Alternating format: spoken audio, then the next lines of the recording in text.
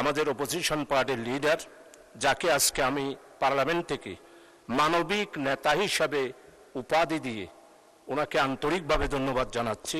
মাননীয় সদস্য শাহজাহান চৌধুরী, চট্টগ্রাম 15, সময় 2 মিনিট। আসসালামু আলাইকুম। নাহমাদুহু ওয়া নুসাল্লি আলা রাসূলিহিল কারীম। মাননীয় স্পিকার, আপনাকে অসংখ্য ধন্যবাদ। অর্থ বিল পুরা বাজেটের জন্য অত্যন্ত গুরুত্বপূর্ণ একটি বিল। এই বিলটা পাশ হলেই মঞ্জুরি শুরু হবে, এই বিলটা পাশ হলেই বাজেটের যাত্রা শুরু হবে মাননীয় স্পিকার। তাই এই বিলটা অত্যন্ত গুরুত্বপূর্ণ। আমাকে জনমত যাচাই আপনি বলতে দিয়েছেন, এই জন্য আপনাকে অনেক ধন্যবাদ। আমি প্রথমেই দুর্দান্ত সব ফিচার নিয়ে এলো ক্যাপ্টেন ভিক্টর বাইক। এতে রয়েছে শক্তিশালী রিচার্জেবল ব্যাটারি, ব্লুটুথ এবং exciting music. Captain Victor bike, আনন্দে বাড়ুক শৈশব। আমাদের অপোজিশন পার্টির লিডার, যাকে আজকে আমি পার্লামেন্ট থেকে মানবিক নেতা হিসাবে উপাধি দিয়ে ওনাকে আন্তরিকভাবে ধন্যবাদ জানাচ্ছি।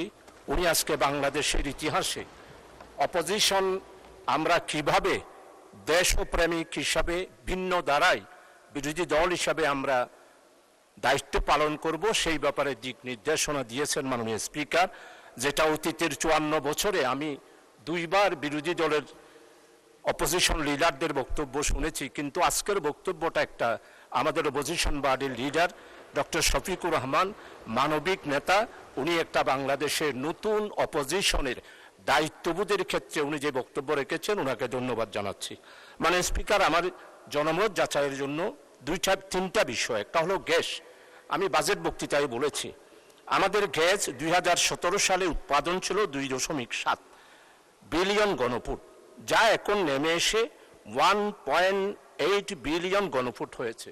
মাননীয় স্পিকার, তাহলে এখন বুঝতে পারেন যে আমাদের দেশের অর্থনৈতিক অবস্থা কোথায়, আগামী দিনের শিল্প কারখানার অবস্থা আমাদের কোথায়।